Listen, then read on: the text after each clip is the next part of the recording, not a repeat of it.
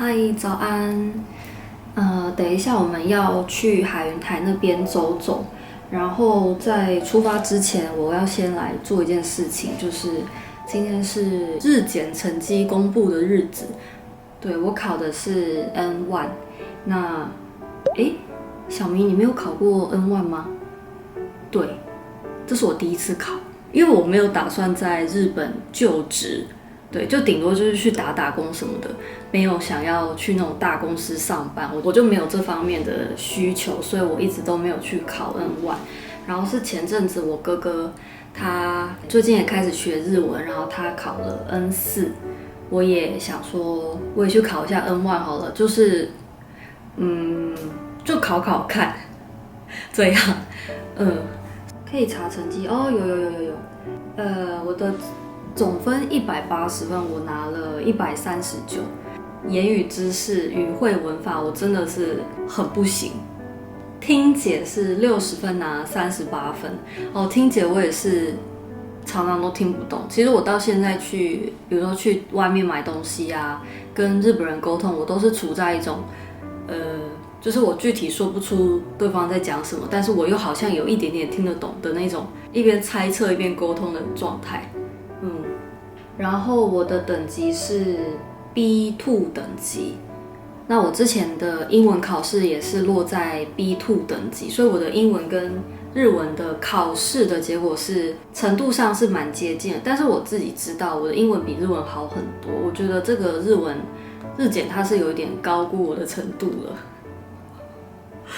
我們現在要出發去海雲台那邊，去咖啡廳吃午餐，那我們就走吧。我有一個住在釜山的台灣朋友跟我推薦了 Momo's 咖啡，他說這是釜山最有名的精品咖啡，創辦人還曾經拿下世界咖啡冠軍，只有在釜山才能喝到。我們選擇位於海雲台的分店，沒有想到竟然連平日下午都客滿，要自己找位置。我們就站在中間觀察有哪一組客人快要離開。我在心裡暗自祈禱，能不能給我們一個舒服面向窗外的好位置，拜託拜託。過了5分鐘，剛好就有一組客人離開了，而且還是我最想要的那個位置。他面朝窗外，隱隱約約就可以看到海。說到咖啡，就讓我想起小時候人生第一次喝咖啡，當時覺得咖啡超苦超難喝。不知道你是什麼時候開始喝咖啡的呢？我是在18歲的時候，也就是我重考大學那一年開始的。在重考班，我每天都6點半起床，7點半就要到補習班準備晨考。早上不喝一點咖啡，就覺得腦子還沒有開機，所以我就這樣開始喝咖啡了。一開始只是為了攝取咖啡因，所以我都買便宜的 7-Eleven 的 City Cafe。直到後來，因為常常會經過信陽街的威爾貝克，在那裡喝過一次之後，我就回不去了。原來咖啡可以這麼好喝，我想我就是從那時候開始喜歡上咖啡的。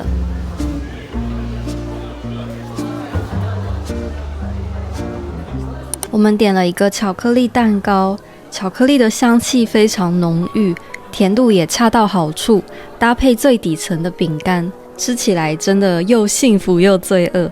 我們還點了一杯韓國產的艾草茶，這是我以前沒有喝過的味道，我很喜歡。麵包附的蘸醬甜甜的，有一點像煉乳，再搭配鹽巴、起司和奶油，一起入口時的層次很豐富，彼此也搭配得很和諧。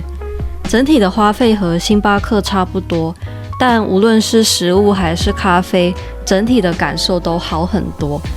而且我可以感受到這裡不只是咖啡，連其他的茶類甜品的製作都非常用心。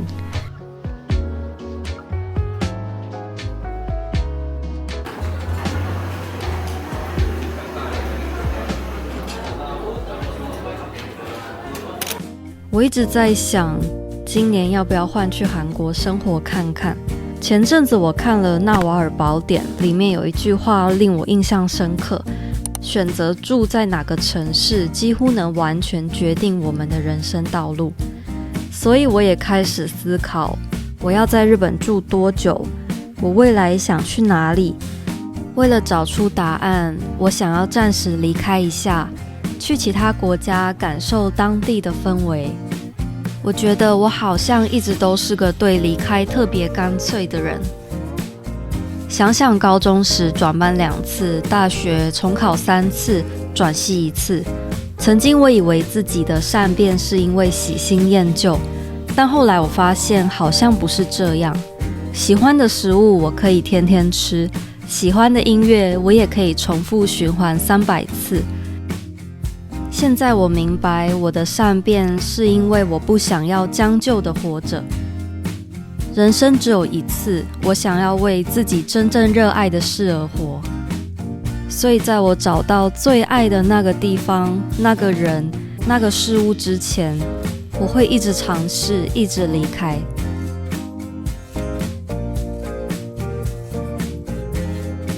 最後，我想要分享《納瓦爾寶典》裡觸動我的這一段話：年輕時有3個重要的決定，住在哪裡，跟誰在一起，以及要做什麼。如果你要在一個城市住上10年，如果你要從事一份工作5年，如果你要發展一段關係10年，那麼你應該花1到2年的時間，好好決定你要住哪裡，要做什麼，還有跟誰在一起。這3個問題或許是你人生中最重要的決定。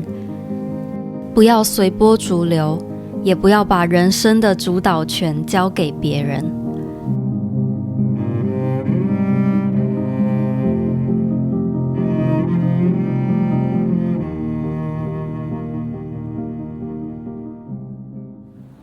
它有三層樓哎！哇！這間蜜陽血腸豬肉湯飯是我心中的最愛。為什麼呢？與其說它有什麼魅力，不如說它其實很普通，但是普通的很好吃。